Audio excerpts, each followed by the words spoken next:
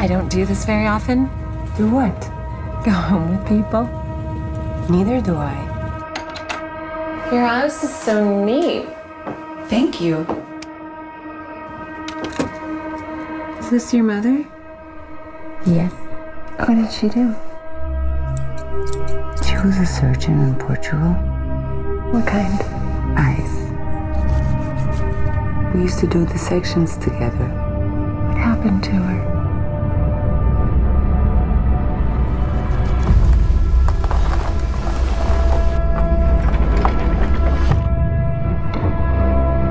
I remember I was fascinated by how the inside of the body looked. She always hoped I would be a surgeon one day.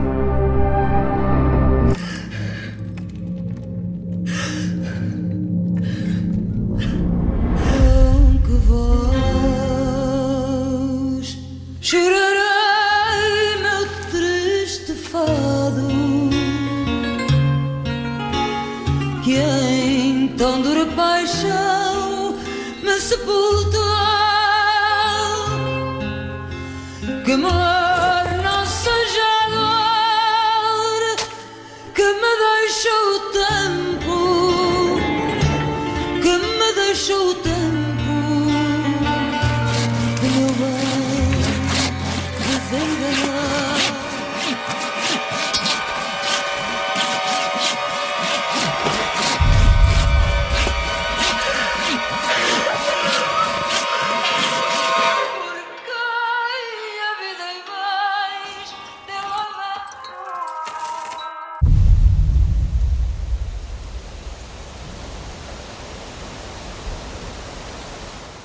God, I'm laughing already because never mind. Okay, whatever.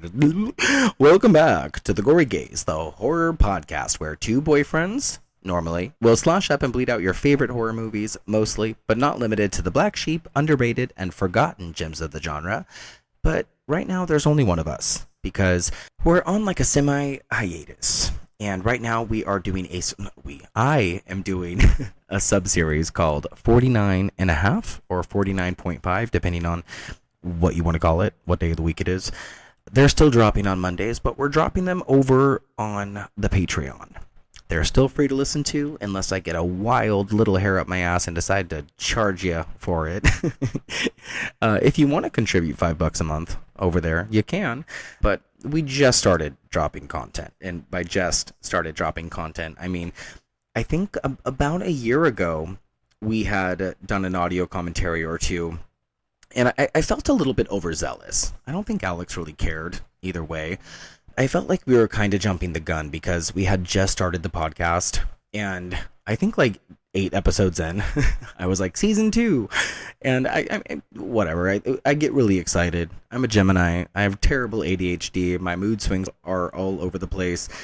I was like, let's do a Patreon, and it's not about making money necessarily. It's just about having too many ideas. And Lonnie, bless his wonderful horror-loving heart, had sent us this wonderful poster that had 100 horror movies, all of them being classics, that we had a wonderful idea that we would scratch off one of those once a month, and we would record an audio commentary for that movie that was selected.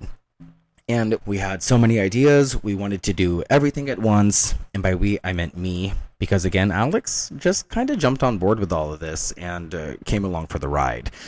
And he's great at jumping on board with it, but he doesn't really care what we do here. He's just having fun. I'm the one who is a perfectionist and comes to a big stall when things don't go my way. Like I have a tendency to kind of get stagnant when my ideas don't come out the way that I want them to.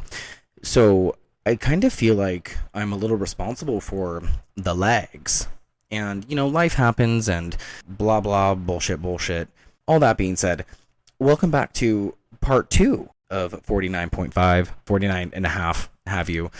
I decided today, literally moments ago, that I was going to do the movie The Eyes of My Mother from 2016. We'll get into the details of the cast and the director and all that stuff with the people under the stairs.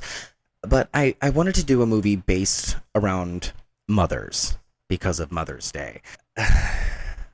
I wanted to say a little something about my job. I work in the service industry, as a lot of you already know, and I usually work on Mother's Day. It always falls on a Sunday, and I don't remember the last time I spent Mother's Day with my own mother, or with a mother that I actually relish in my life.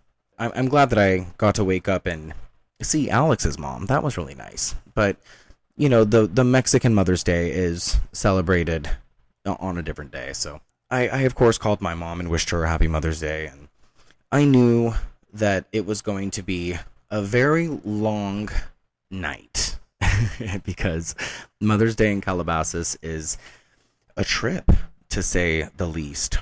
It was one for the books. It was one for the books. But the one thing that I will say that completely made my night on Mother's Day was I got to take care of Alyssa Milano and her family, and this isn't entirely horror related. It definitely goes back to 10-year-old Stanley. I never really watched Who's the Boss. I definitely watched The Canterville Ghost growing up.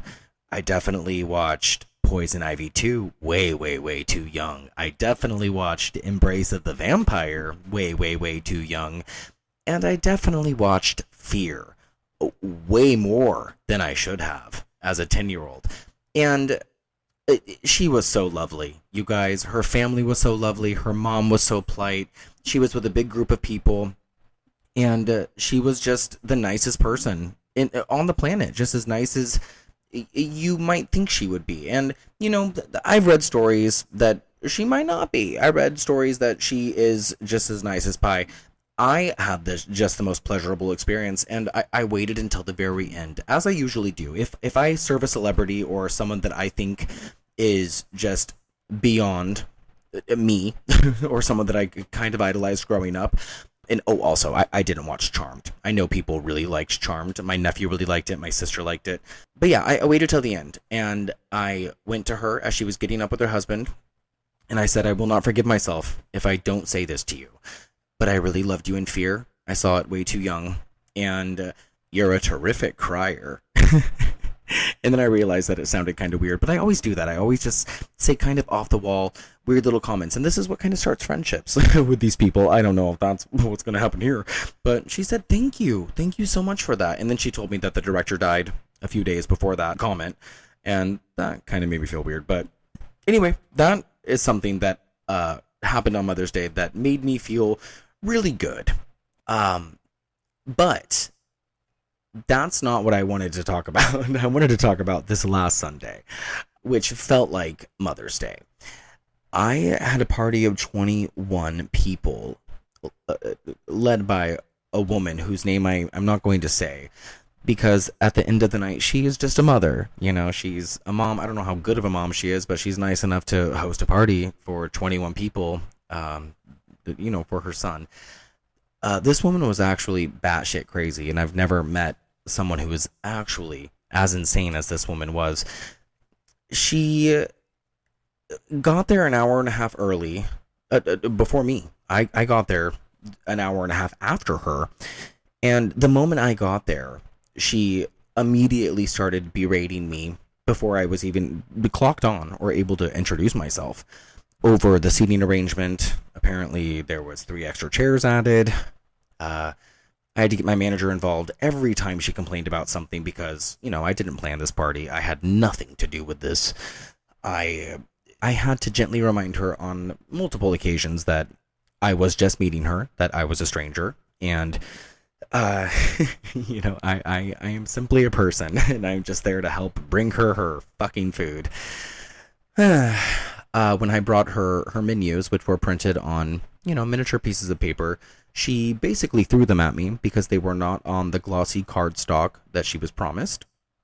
Then later, she learned that her peach sorbet desserts that were promised to her were not going to be given to her at the end of the meal. And she was just piling a list of complaints that she could call the manager, or the owner, rather, with the next day.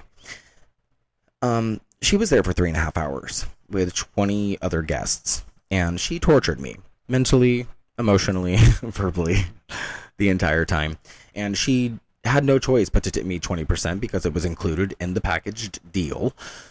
And I, you guys have to understand, she complained about everything right down to the bread that was served, or the mini plates that were served along with the appetizers.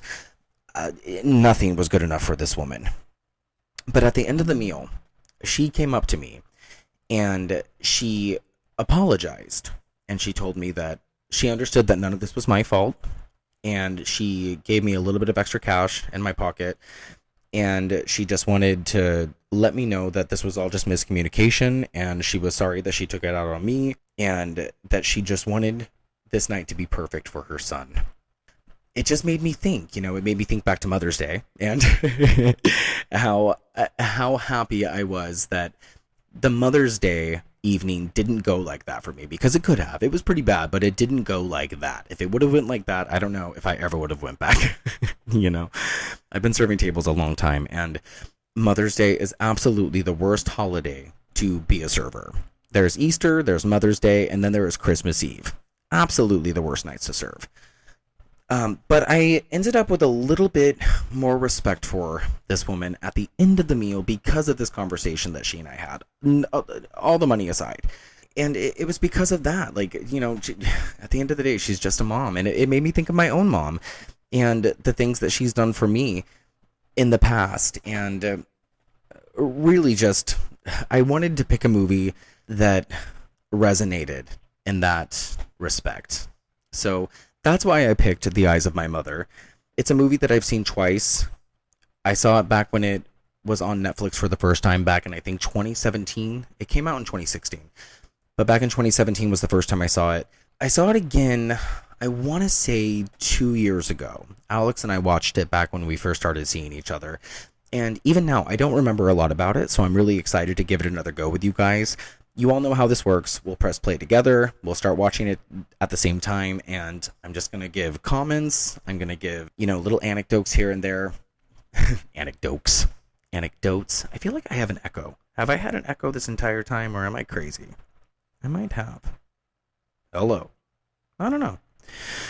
I think that this is it's a dark one. It's a dark one, but it's also fast. It's an hour and 15 minutes, hour and 17 minutes.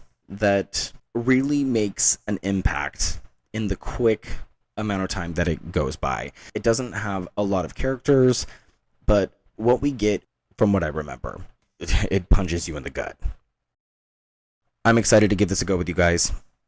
Let's get into The People Under the Stairs. By the way, thank you for listening to that Mother's Day rant. The People Under the Stairs. So as I said, The Eyes of My Mother is a 2016 American black and white horror movie, written, edited, and directed by Nicolas Pesce, and this would be his directorial debut. He would go on to do a couple more recognizable titles, more notably The Grudge, a remake. Well, I guess it's not a remake, it's more of a reboot, right? Because it's a prequel to the Grudge film series. They call it a soft reboot. I don't remember a lot about it, but I did kind of get a kick out of it. It had a great cast. It has Betty Gilpin and Lynn Shay and Jackie Weaver, Academy Award nominee Jackie Weaver. She was great in Animal Kingdom. It also had John Cho in that one. He also did a movie called Piercing with Mia Wasikowska. I can't pronounce her last name for the life of me. Let's try it. Wasikowska. It's really not that hard. And there's another movie coming out at one point in time, according to Wikipedia, called Visitation. I don't know anything about that, aside from it has Olivia Cook, someone named Alfie Allen, Stephen Rea. Yeah. Irish horror film. This movie stars Kika Migalhaes as Francisca, Olivia Bond as young Francisca, Diana Agostini as the mother, Paul Nazak as the father, Will Brill as Charlie, Joey Curtis Green as Antonio, Clara Wong as Kamiko, and Flora Diaz as Lucy. Released January 22nd, 2016 at Sundance, and then released in the United States, a year later, basically, December 2nd. Running time of 77 minutes, as I already said. Very quick watch. It's Portuguese. I always thought it was Spanish. I remember it being Spanish, but it is a Portuguese film.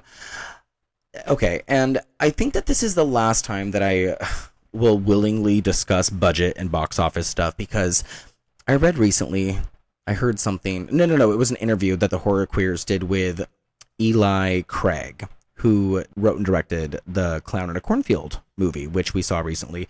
I'll save that conversation about that film for Alex and I's pending 50th episode. He made a good point. Like, who cares? Who fucking cares about the budget and the box office of these movies? We should be more concerned about the movie, right? Whether it's good or bad, whether we liked it, whether it had redeeming qualities or not. Like, what made us like it? What made us not like it? Like, it really has nothing to do with how much money was spent on it. Whatever. This movie had a budget of $300,000, which is not a lot. And the box office was $48,539. Like, whatever. Who fucking cares? The music is by Ariel Lowe. Cinematography, Zach Cooper-Steen. Any of that sound familiar to anybody? Probably not. So yeah, it premiered in the next section at the 2016 Sundance Film Festival, and it was acquired by Magnolia Pictures' Foreign Language Film Division, Magnet Releasing. It was released to select theaters via iTunes, cable satellite, video on demand, and Amazon Video on December 2nd, 2016. So it had streamed to Amazon Video and then subsequently to Netflix. On Rotten Tomatoes, the film holds an approval rating of 78% based on 101 reviews, with an average of 6.90 out of 10. Metacritic reports a 63 out of 100 rating based on 23 critics, indicating generally favorable reviews, such as, "The Eyes of My Mother uses a shocking trauma to fuel a hauntingly hypnotic odyssey whose nightmarish chill lingers long after the closing credits." And again, I don't remember, like, the long run of this movie, but I remember it being violent. I remember that there's, like, certain scenes that kind of shocked me, but I don't remember exactly how they play out. So I'm excited to give a commentary on a movie that I don't really remember a lot about. And I think that for forthcoming commentaries, assuming that, another one comes out, which I hope it does, that, we can make cute little, like, drinking games or smoking games, which I'm not going to drink, but y'all can. Yeah, whatever, Okay, that's really all there is to say, I guess, about this movie. There's not a lot of background on it. Nicolas Pesce, he's young. He's younger than I am. He's 35. He's from New York. There's not a lot about him outside of this was his first movie. That's really cool. He had a short film a couple years after this one, co-directed with Adam Donald and Jacob Wasserman, called The Caretaker. And he did a television movie called Munsterland. No, it wasn't even a movie. It was a television show, and it was an episode. So I don't even know what I'm talking about. And the actors in the film, they didn't really do much. The only one that is of any notoriety would be Will Brill, who is the only one with a Wikipedia page and the only one with any credits, at least here in America. So, guys, I guess we might as well just get into the movie. I've been yapping a lot. If you're still listening, now is a time where we prep ourselves. I think that this movie is on Netflix. Let me double check real quick. Yeah, so the ways to watch this for free are going to be on Roku, Pluto TV, Tubi, which is the normal way I usually watch things. Keep in mind there are ads on most of these. There's also Plex, Philo, however you pronounce it. Something called Local Now, Hoopla, Dark Matter TV. You can rent it for $2.99 on Prime Video, $3.99 on Apple TV, and you can also watch it on Fandango at home for $2.99. I'm sure there are other ways around this. That is up to you. It used to be available on Netflix. It does not appear to be that way any longer. So, I'm going to give you guys a moment to settle in here. I'm going to grab my coffee. You guys do what you have to do. I like to get my dogs cuddled up with me, and I like to get a couple websites open just so I don't look like a bigger idiot than I normally look like. I like to just kind of take a deep breath. You know what I mean? especially if I know that the movie I'm about to watch is on the heavier side, and this one is. I know for a fact that this one is. And I'm just more grateful than not that it's a brisker experience, I suppose. Also, it is black and white. I know I already mentioned that, but if that is something that is off-putting to you, bow out now. I don't know why that would be. Some of the greatest movies are in black and white. I just did a quick Google search because I don't remember, and I feel like it might be important these days to let people know what they might be in for trigger-wise. And I'm kind of stealing this. Well, not even kind of. I'm actually stealing this from Scotty and Andrew over at Fun with Horror, because I don't want to see animals die these days. Like, I never did. So, and I mean, if you do, you're sick. But I don't think any animals die in this movie. And if there was or is any sexual assault in the movie from this point forward, I'm going to let you guys know as well. There isn't, as far as I know. If there is, I was misled. So, yeah, no animals die, and there is no sexual assault. If there is, it might be implied, but I don't think so. All right, guys, let's press play in 5, 4, 3, 2,